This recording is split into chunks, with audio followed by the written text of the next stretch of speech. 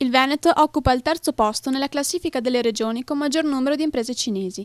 A confermarlo la Fondazione Leone Moressa, che inserisce Treviso e Padova tra le prime 10 province italiane con la maggiore presenza di popolazione cinese.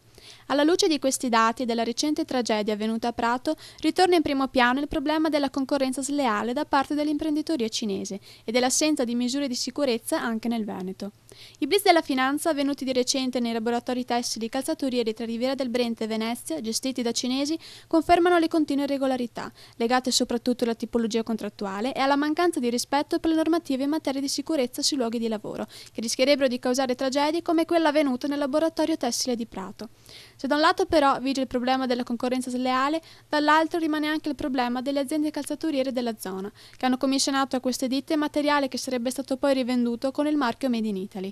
Non a caso il numero di laboratori tessili e calzaturieri a conduzione cinese delle province di Venezia e Padova è passato in un decennio da 236 a 900, con un aumento del 300%. Nello stesso arco di tempo, però, sono sparite oltre 500 imprese artigiane dello stesso settore, un dato senza dubbio allarmante.